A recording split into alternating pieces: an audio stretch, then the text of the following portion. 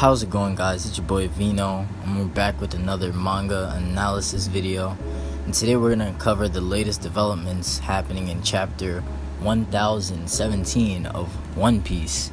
So some crazy stuff just happened, guys. There's some crazy new revelations about Luffy, who's past, and the secrets of the Gomu no Mi. Everyone's been making crazy theories, and it's just my turn to throw my hat in the game.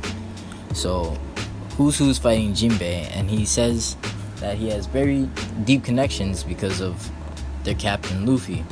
He said 12 years ago he lost a very important fruit to the world government, and the world government jailed him because of this. And you see that the fruit was the Gomu no Mi. And who lets us know that he was a rival to Rob Lucci back in the day for CP9, so that means he's an absolute genius and a prodigy. And we don't know if he escaped from Impel Down or if he just escaped from some other government prison, but we can assume it was Impel Down.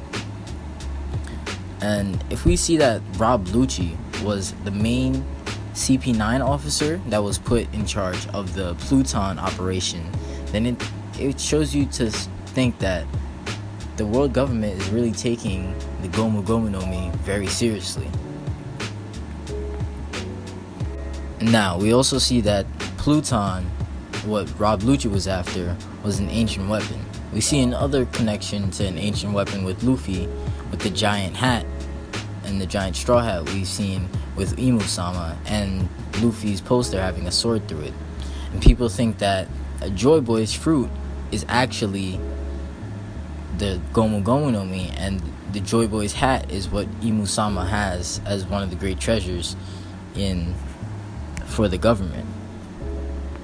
While I wouldn't like to think that Luffy has Joy Boy's fruit, because I think that would personally be some kind of lazy writing, it does come back to the inherited will aspect that we've been following a long time in One Piece. What I do think is happening, though, is that there was a past fruit Gomu no Mi user that had the fruit, and maybe in the ancient times was said to be an indestructible man, a man who couldn't be beaten down because he was made of rubber. And my idea goes that when they go to Elbaf, the giants are going to see this rubber man and recognize him as the man of legend, Luffy, because he's an indomitable man. He can't, his will always bounce back just like rubber and can't be defeated. And also, he can hang with the giants, and we see that through his Gear Third. And I also think that maybe, the Gear Third could be a transformation that Luffy undergoes after going to Elbaf, and that's why we have the giant straw hat. Who knows? But if not, it's prophecy. Then people speculate often that it might be like the Opi no Mi, like Law. And we saw that Law's fruit was worth about 5 billion berry, which is just about the same amount in the One Piece one-shot that the Gomu no Mi was being auctioned at, according to the old design for Garp. But what would be so special about the Gomu no Mi that would put it on the same ranking as the Opi no Mi? The immortality surgery is one thing, and that's some super powerful OP weapon and move that someone can use and completely oppose the government, so that it makes sense why they would want that. But the Gomu no Mi doesn't seem the same. It just seems like a regular paramecia.